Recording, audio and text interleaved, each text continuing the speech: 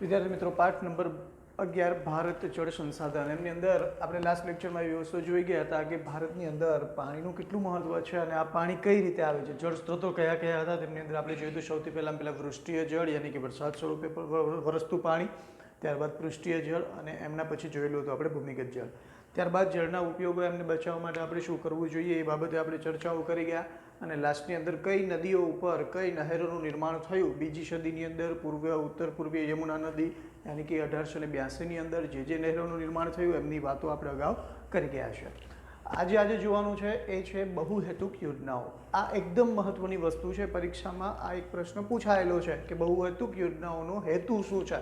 તો પહેલાં આપણે એમને છૂટું પાડીએ કે બહુહેતુક, બહુ એટલે વધુ પડતા, હેતુ એટલે કે આપણને બધાને ખબર છે વધારે પડતા હેતુઓ સિદ્ધ કરવા હોય એમના માટે જે યોજના કરવામાં આવે એમને બહુહેતુક યોજના કહેવામાં આવે.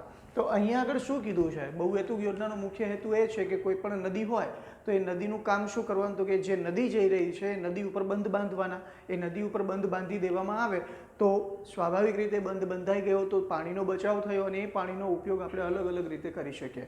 તો આ બહુહેતુક યોજનાઓ અલગ અલગ જે મોટી મોટી નદીઓ છે, નદીઓ ઉપર યોજનાઓ યાની કે બહુહેતુક બંધ બાંધવાનું મોટું રીઝન શું છે તો એ બાબતની નોંધ અહીંયા આગળ આપણને આપેલી છે, જેમનો આજે આપણે વિગતે પરિચય મેળવીએ. અહીંયા આગળ કીધું છે કે નદીઓ ઉપર બંધ બાંધી તે પાણીનો ઉપયોગ કરવામાં આવે તે બહુહેતુક યોજનાનો મુખ્ય હેતુ છે. પૂર નિયંત્રણ અટકાવી શકાય. નદીની અંદર પૂર આવતું હોય તો એ પૂરને અટકાવવા માટે જો ત્યાં આગળ મોટો ડેમ બનાવી દેવામાં આવે તો એ ડેમની અંદર બધું પાણી રોકાઈ જશે અને પૂર નિયંત્રણ આપણે કરી શકીએ. સાથે સાથે જમીન ધોવાણનો અટકાવ, એ પણ આપણને બધાને ખબર છે કે જમીનનું જે ધોવાણ થઈ રહ્યું હોય તે જમીનના ધોવાણને પણ આવી બહુહેતુક યોજનાઓ યાની કે ડેમ બાંધી અને જમીનના ધોવાણને પણ આપણે અટકાવી શકીએ. સાથે સાથે સિંચાઈ અને પેયજળ એટલે કે પીવાનું પાણી. જો જે કહી શકાય એવો મોટો ડેમ બાંધેલો હોય તો ડેમની અંદરથી આપણને સિંચાઈ માટે પણ પાણી મળી રહે અને સાથે સાથે પીવાના પાણીનો પણ આપણે ઉપયોગ કરી શકીએ છીએ. ઉદ્યોગોની અંદર સાથે સાથે વસાહતોને અપાતું પાણી, વિદ્યુત ઉત્પન્ન કરવા માટે પણ જો મોટો ડેમ હોય તો મોટો ડેમ બાંધેલો હોય તો એ પાણી જે છે ધોધ સ્વરૂપે ડેમમાંથી નીચે પડતું હોય તો ત્યાં નીચે ટર્બાઇન મૂકી અને એ ટર્બાઇન દ્વારા વિદ્યુત પણ આપણે ઉત્પન્ન કરી શકીએ છીએ, જે સદંતરે આપણને વિદ્યુત ફ્રી ઓફમાં મળે છે. આંતરિક જળ પરિવહન, એ જળમાર્ગ દ્વારા એક જગ્યાએથી બીજી જગ્યાએ આપણે જવું હોય તો હોડી મારફતે આપણે એ જળનો ઉપયોગ કરી અને એક જગ્યાએથી બીજી જગ્યાએ જઈ શકીએ છીએ. સાથે સાથે મનોરંજન માટે થઈને જે આપણને બધાને ખબર છે કેવડિયા કોલોની જે છે નર્મદા નદીના કિનારે, ત્યાં આગળ સ્પેશિયલી સરદાર પટેલનું સ્ટેચ્યુ અને આવી મનોરંજનની પ્રવૃત્તિઓ ત્યાં આગળ ઊભી કરેલી છે. વન્યજીવ સંરક્ષણ, વન્યજીવો જે છે વન્યજીવોને પણ જો આવું પાણી ભરેલું હોય તો એમના માટે એ લોકોને પણ 12 મહિના પીવાનું પાણી મળી રહે. અને મત્સ્યપાલનનો પણ સમાવેશ થાય છે. આ ડેમની અંદર ભરાયેલા પાણીની અંદર માછલાઓ ઉત્પન્ન થશે અને માછલાઓ દ્વારા આજુબાજુમાં રહેનારા માછીમારો જે છે એ માછીમારો એમાંથી રોજગારી મેળવી શકશે.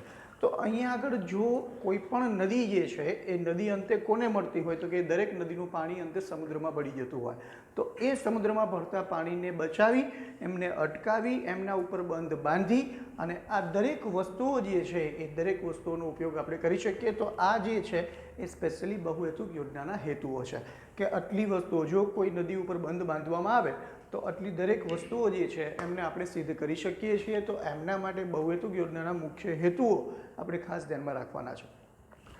હવે સમગ્ર ભારતની અંદર આવા જે મોટા જે ડેમ આવેલા છે એ ડેમ કઈ નદી ઉપર આવેલા છે અને સાથે સાથે એમનો લાભ કોને મળે છે. આપણે જોઈએ છીએ કે નર્મદાનું પાણી છે કે નર્મદા ક્યાં આવેલી છે અને એ નર્મદા ક્યાં સુધી પહોંચી ગઈ તો કે કચ્છ સુધી પહોંચી ગઈ, યાની કે એનું પાણી જે છે એ પાણી નહેર મારફતે જઈ રહ્યું છે.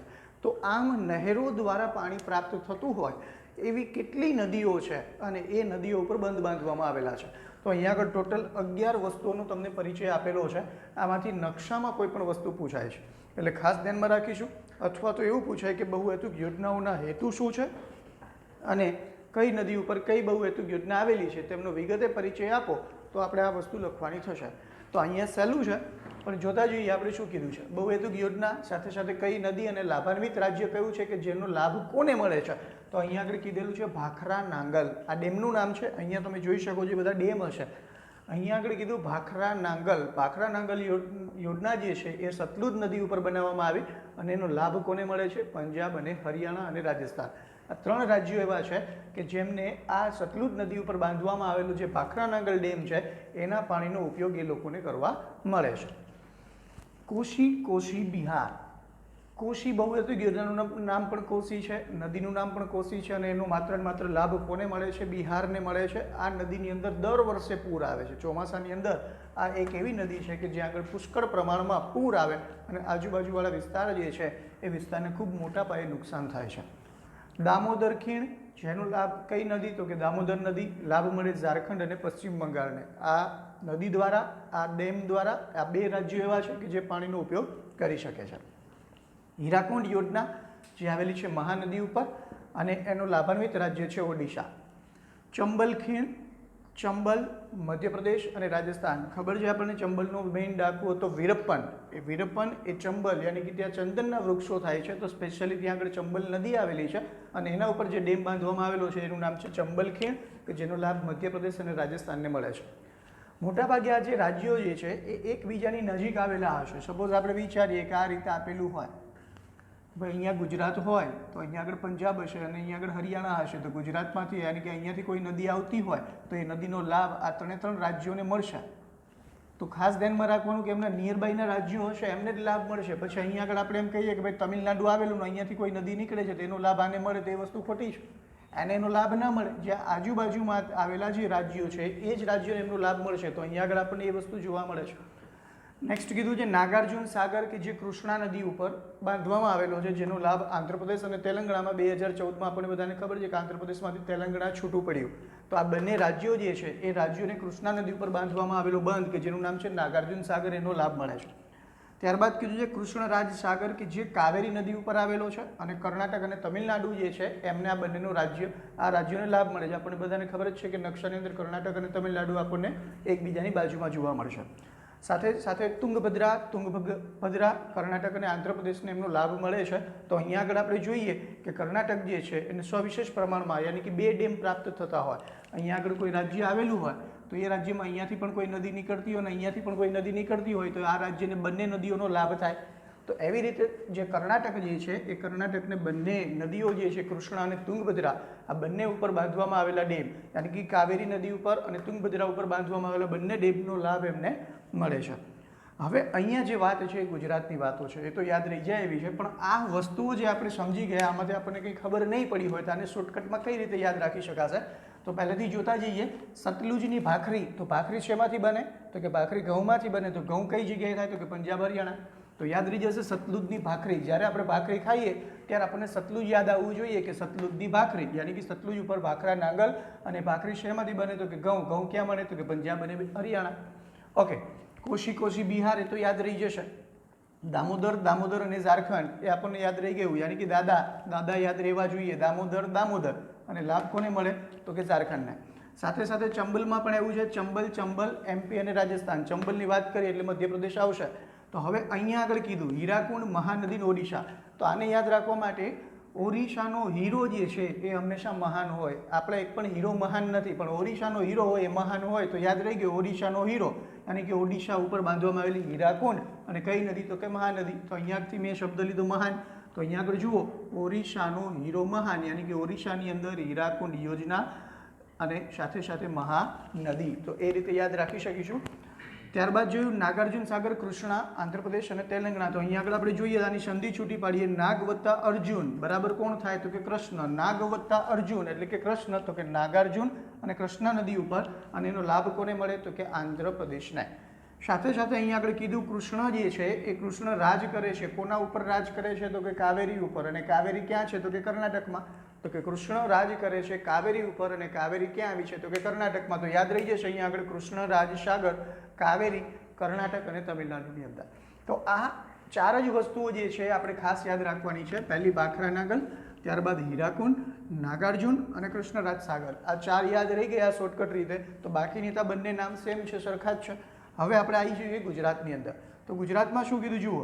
નર્મદા યાદ જ છે બધાને, એને સરદાર સરોવર પણ કહેવામાં આવે, અથવા નર્મદા ખીણ પણ કહેવામાં આવે. કઈ નદી છે? તો કે નર્મદા નદી. આ સ્પેશિયલી પ્રશ્ન પૂછાયેલો છે પરીક્ષામાં કે નર્મદા નદી જે છે એના લાભાન્વિત રાજ્યો કયા કયા છે? તો મધ્યપ્રદેશમાંથી નીકળે. મધ્યપ્રદેશ, ગુજરાત, રાજસ્થાન અને મહારાષ્ટ્ર, 4 બાજુમાં એકબીજાને અડોડ જે કહી શકે એવા પડોશી રાજ્યો, એ 4 નર્મદાનો લાભ મળે છે. ત્યારબાદ કીધું કડાણા, વણાકબોરી, મહીસાગર, ગુજરાત. આ ચારે ચાર લાભાન્વિત રાજ્યો ગુજરાત, યાની કે ચારે ચાર જે ડેમ છે એ ડેમનો લાભ ગુજરાતને મળે છે. તો અહીંયા આગળ યાદ રાખીશું આપણે કે કડાણા, વણાકબોરી, મહીસાગર અને એનું લાભાન્વિત રાજ્ય ગુજરાત. તો આને યાદ રાખો કઈ રીતે? તો કે ભાઈ અહીંયા આગળ કડાણા એટલે વટાણાને યાદ રાખીશું. વટાણા અહીંયા આગળ લખ્યું છે કે મહીસાગરમાંથી બોરી ભરી વટાણા લાયા. તો મહીસાગરમાંથી બોરી ભરી વટાણા લાયા. તો મહીસાગર સાથે સાથે બોરી એટલે વણાકબોરી અને વટાણા એટલે કડાણા. લાભ કોણ થયો? તો કે ગુજરાત. હવે જોઈએ છે ઉકાઈ, કાકરાપર, તાપી અને ગુજરાત. આ બંને ડેમ છે ઉકાઈ અને કાકરાપાર. તે આપણે જળ વિદ્યુત મથકોની અંદર પણ આપણે એમનો પરિચય લેવાનો છે ધોવારણ ખાતે. તો કે ઉ કરીને આપણે કોઈ મોટો પથ્થર ફેંકવો હોય અને દૂર સુધી પહોંચડો તો આપણે શું કરીએ? તો કે ઉ કરીને પથ્થર ફેંકીએ. તો કે ઉ કરીને કાંકરો ફેંક્યો, ક્યાં ગયો? તો કે તાપી નદીમાં. તો કે ઉ એટલે કે ઉકાઈ અને કાંકરો એટલે કાકરાપાર ક્યાં ગયો? તો કે તાપી નદીમાં. અને લાભાન્વિત રાજ્ય કયું? તો કે ગુજરાત. અને લાસ્ટમાં કીધું છે ધરોઈ, સાબરમતી અને જીજે, યાની કે ગુજરાતની અંદર. સાબરમતી જોઈને તો ધરાઈ ગયા, કારણ કે સાબરમતીને આપણે રોજ જોઈએ તો ધરાય, એટલે કે ધરોઈ, ધરોઈ, સાબરમતી અને ગુજરાત. તો વિદ્યાર્થી મિત્રો અહીંયા આગળ ટોટલ કેટલી બહુહેતુક યોજનાઓ કયા કયા ડેમ ઉપર બાંધવામાં આવેલી છે, એ ડેમનું નામ શું છે અને એ નદીઓનું નામ શું છે અને એનો લાભ કયા કયા રાજ્યને મળે છે એ બાબતની આપણે અહીંયા આગળ ચર્ચા કરી. It's very important questions. તમારી પરીક્ષામાં આ પૂછાય છે. તો સ્પેશિયલી કોઈને કોઈ એક વસ્તુ નકશાની અંદર હોય અને બહુહેતુક યોજનાના લાભ આપણને 2 માર્કમાં પૂછાય, તો આ પાઠમાંથી પૂછાય એવા પ્રશ્નો આ સ્પેશિયલી. બાકી આગળની ચર્ચાઓ નેક્સ્ટ લેક્ચરમાં કરીશું.